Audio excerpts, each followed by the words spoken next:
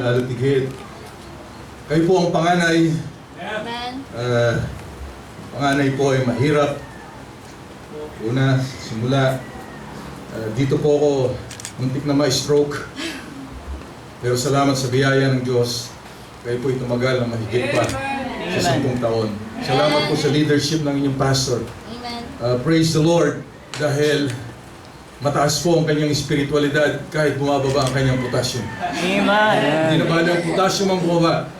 Huwag lamang ang ating pong spirituality. So 1 Corinthians chapter 15, before we move on dun po sa aking teksto, which is going to be in 1 Corinthians also, dun po sa chapter number, 1 Corinthians chapter number 13.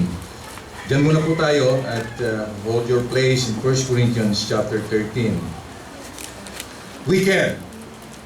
You can by the grace of God. Amen. Now, with that in mind, ay gusto ko po kayong dalhin sa salita ng Diyos. Doon po sa inyong teksto, let's all read together once again, verse 10, 1 Corinthians chapter 15, verse number 10. Mga kapatid, sa ating po mga bisita, kami po ay lubos ang kagalakan na kayo po ay kapiling namin. Amen. Hindi man po, sa tingin nyo parang bobola kami, pero hindi po. Mula po sa puso po ng bawat isa dito sa San Ildefonso, Berean, kami po ay nagagalak. Nakasama po namin. Salamat po. Na kayo po ay makikisama sa pakikipagdiwang ng anibersaryo ng Berean Bible Baptist Church. 1 Corinthians chapter 15 verse 10. Ready? Read.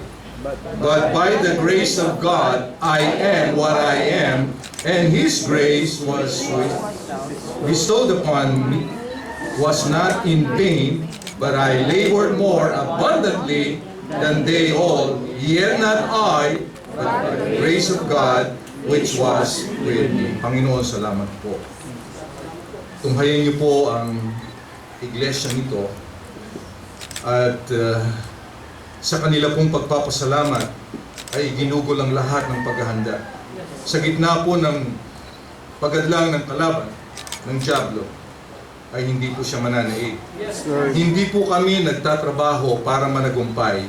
Mula sa tagumpay, kami po ay naglilingkod sa inyo. Yun po ang pangako mo, Panginoon. Yun po ang pangako mo. Hindi kami nananalangin ng tagumpay, kami po ay nagsisimula sa tagumpay. For Christ gave us the victory. Salamat po, pagpalain niyo po ang iglesia nito na bigyan pa sila ng maraming taon ng kanilang paglilingkuran po sa inyo, na marami pang 18 years ng paglilingkuran at ang kanilang hinihiling, Panginoon. Ako po'y naniniwala, ito'y kalooban mo at ito'y pagkakaloob mo. Hindi sa kanilang kagustuhan, hindi sa kanilang panahon, kung hindi sa iyong panahon at kagustuhan. Salamat po, ang iyong salita nawa ay maging baon po namin sa susunod pang taon ng paglilingkuran sa iyo. Sa pangalan po ng aming Panginoong Hesukristo, ito po ang aming dalangin. Amen. Salamat po, makakaupo na po tayo. Kung wala pong kaligtasan, wala po tayong biyaya ng Diyos, dahil ang lahat ay nagsisimula sa biyaya ng Diyos. Kaya po masasabi po ng bawat isa, Berean, you can. Magagawa nyo. Hindi dahil kayo. Doon po sa inyong teksto, ang sabi po doon, yet not I. Ang sabi ni Apostol Pablo, yet not I, but by the grace of God. Amen. Ang biyaya po ng Diyos ay hindi po natin ginagawa kung hindi galing na po sa Kanya. Ang biyaya po, kahit mula po nung tayo naligtas, mga kaibigan, ang kaligtasan po ay napakahalaga. Dahil lahat po tayo, wala man tayong gawin. Sasabihin natin, hindi naman ako pumatay, hindi naman ako nagnakaw, hindi naman ako makasalanan, siguro naman sa langit ako tutungo. Hindi po. Kahit po anong sabihin natin, ang sabi po ng Bible, lahat tayo po ay makasalanan. Amen. Lahat tayo. Hindi ba tayo mga sinungaling? Lahat po tayo sinungaling. Yun po ang sabi, lahat ng sinungaling, ilalaglag, ibubulit doon po sa dagat-dagatang apoy. Amen. Dahil lahat ng tao ay nasa angkan ni Adan. For as in Adam all die, even so in Christ shall all be made alive. Lahat po tayo ay kailangan mapunta sa angka ng Panginoong Jesucristo. Yun po ang kaligtasan. Dahil kung hindi, mananatili po tayo sa kasalanan. At ang bayad ng kasalanan, hindi lang po impyerno, kung hindi dagat-dagat ng apoy. Hindi po tayo nananakot, pero ito po ang sabi ng salita ng Diyos. Kaya nga napakahalaga po ng kaligtasan, mga kaibigan. Ito po ang dahilan kung bakit po kayo ay nais hilingin, dumalo, at hindi lamang dumalo, kung hindi lalong tigit, ay yung pong makaranas ng kaligtasan. Dahil ang nais ng Panginoon ay maligtas po ang lahat ng tao. Ayaw po niya ng sino man ay mapahamak. Bagkus ang lahat ay tumalikod sa kasalanan at makaabot sa punto ng kaligtasan. At wala pong kaligtasan maliban doon sa pinako sa krus, ang Panginoong Jesucristo. Kaya po ang kaligtasan ay bayad na.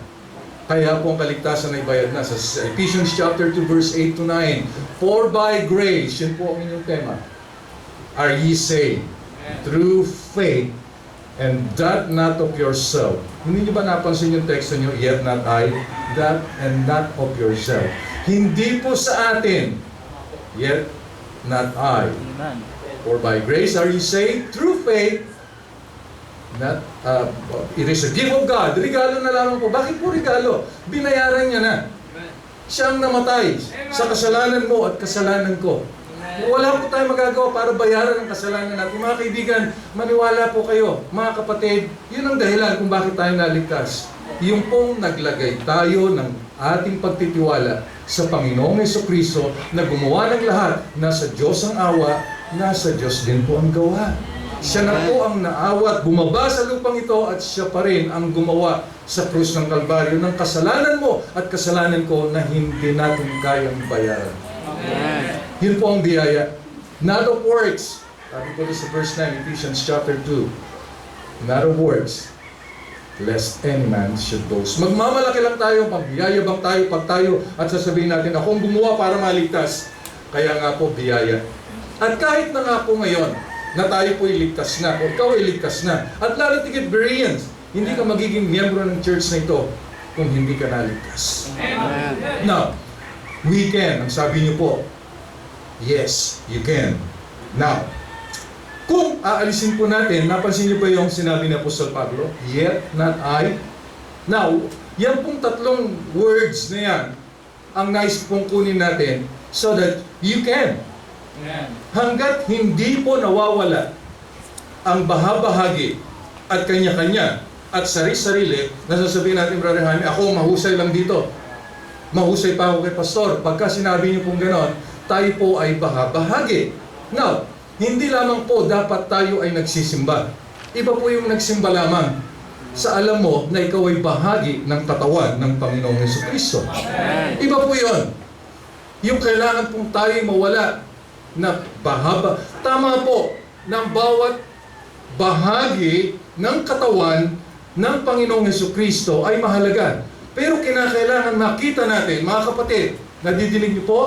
Huwag nating titingnan lamang na ako'y bahagi. Na wala silang magagawa kung wala ako. Oh? Kung wala ang Panginoong Jesucristo, wala kang magagawa. Wala kayong magagawa. At hindi niyo masasabing, you can. Nadidinig niyo po? Now, kaya nga po napakahalaga. At just a way of introduction, doon lang po sa Nehemiah chapter 8, kahit huwag niyo na pong buksan, Nehemiah chapter 8 verse 1. Ito po yung sinasabi ni Apostol Pablo with an in mind 3 words, yet not I. Kailangan pong alisin natin yung yet not I. Kailangan alisin natin yung I. Church, amen. Amen. Salamat po. Nandyan pong ilang mga dating kabataan, Brother Jaime, sino ba yung mga kayo? Natulo pa po ang mga sipon yan, Pastor. Di ba, Pastor? Salamat si Pastor, hindi tumulo ang sipon nung nandito na. Salamat po, dahil ang maraming simbahan wala pong pastor. Salamat, meron po kayong pastor. Amen. Na next year, ikakasal ko na. Amen. Nehemiah chapter 8, verse 1, ang sabi po nito, sabi po ng ating Bible, and all, church, and all, natatawa si Pastor. Totoo po yun. Kahit wala kayong pampakasal, kami po ang gagastos. Amen. Bahala lang kayo sa lechon, sa handa. Narinig na ba? And all. Napansin niyo po yan? All? And that is we. Amen. And all the people gathered themselves, what? Together as one man. Church, ito ang kailangan natin. So you can. So you can. Now, titunghayan po natin, ngayong umagang ito, church, sa inyong pong celebration, paano ko aalisin na ako lamang o sila lamang? Alam nyo kasi kung tayo titingin lamang sa isa't isa, Brother Jaime, kung titingin mo lang sa sarili mo at sasabihin mo, ako lang ang mausay dito. Kung wala ako, wala kayo. No. You cannot. Yes, sir. You cannot. As a body of Christ, tandaan nyo, ang simbahan po ay katawan ng Panginoong Jesucristo. Hindi lamang po ito isang grupo. Hindi lamang po ito isang religion. It is not a religion, it is a church. Amen. Ang simbahan ay katawan ng Panginoong Jesucristo. Now, as one man. Kaya po ang katawan ng Panginoong Jesucristo ay katulad ng bahagi ng katawan ng tao. 1 Corinthians, ito po ang ating teksto. 1 Corinthians chapter 13. 1 Corinthians chapter 13. Basahin po natin. Huwag na po kayo tatayo because we have already prayed and yung teksto niyo po, yung 1 Corinthians chapter 15 kanina. Now, tingnan niyo po maigi. Ang isang verse, yung pong chapter 13, verse number 10. Palagi na po itong napag-aaralan. Naipangaral na marahil ito ni Pastor. Titiyakin ko po sa inyo. Pastor, hindi po ba po? Nai-preach na po ito ni Pastor. Pastor Magat. Now, tingnan niyo pong maigi sa isang anggulo. As we talk about, yes, you can. Meron po kayong hinihiling sa Diyos. Ang lupa. Amen. Ang Israel po, pinangakuan ng Panginoon ng lupa. Amen. Amen. Kaya tawag doon, promised land. Now, masama ba na humingi sa Panginoon ng kanyang kalooban? Kalooban ba ng Panginoon na kayo'y magkaroon ng lupa? Salamat po, meron kayong tinitindigan ngayon. Ang maraming simbahan po ay meron lamang na kung saan ay inuupahan, palipat-lipat, samantalang kayo nag-aantay ng lupang pangako. Ako'y naniniwala na dito rin po yon. Diyan lamang, ang kailangan lang po natin ay masabi nyo. Pakisabi nga po. We can. Pakisabi nga po, Bereans. We can. Yan po. Yet not I, but by the grace of God. Ito pong ating nais na tubukin ngayon pong umagang ito. Umaga pa ba? Umaga pa. Verse 10. 1 Corinthians 13:10. But when that which is perfect is come, then that which is in part shall be done away. Now, nais ko pong tunghayan natin ang verse na ito na sa isang anggulong ganito, anuman na darating which is perfect, i-replace po niya altogether o yung tinatawag pong mag-take place o siyang papalit doon sa part. Yung bahagi ay mawawala, shall be done away, at papalitan siya ng perfect. Now, what is perfect? What is part? Now, with in mind, yet not I, but we can, by the grace of God. Nakukuha niyo po. Huwag po kayo matutulog. At pagka natulog po kayo, sayang po. Yung natutulog, hindi kakain. Merong CCTV. No. Hindi po. Now, tingin niyo pong maigi.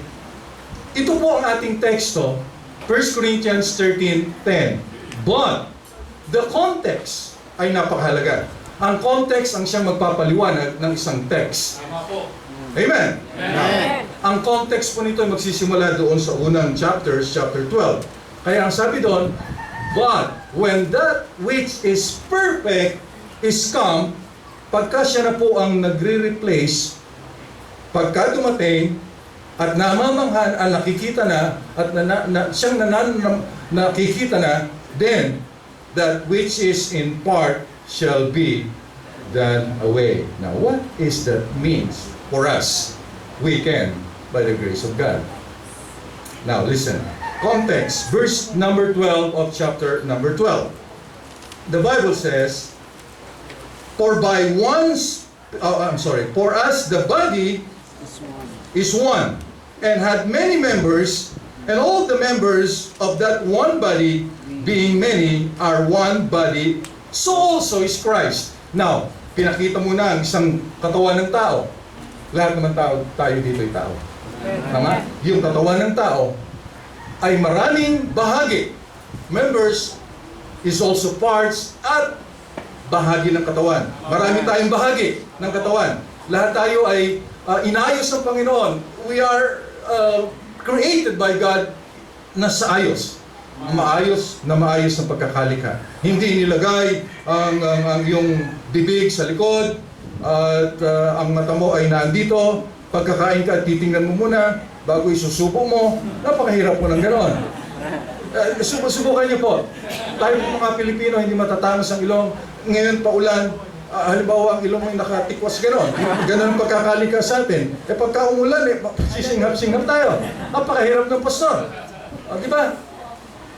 Pero tayo nilikha ng Panginoon ng maayos. Amen. At ginawa po niya para po tayo makakilos na maayos at ihalin tulad niya sa katawan ng Panginoong Jesucristo. Yan ang mahalaga. As in Christ. Yun po ang sabi doon sa chapter 12, verse number 12. So also is Christ. So also is Christ sa katawan din sa local church na sinasabi ng Panginoon. Now, look at this. Verse 13, marami po nag-struggle sa verse na ito. For by one Spirit are we all baptized into one body, whether we be Jews or Gentiles, or whether we be bond or free, and have been all made to drink into one Spirit. Now what is it? Binabaptize po ba tayo sa Spirit? Now, here's the thing. Kung yan po ay sinabi ng Bible, for by one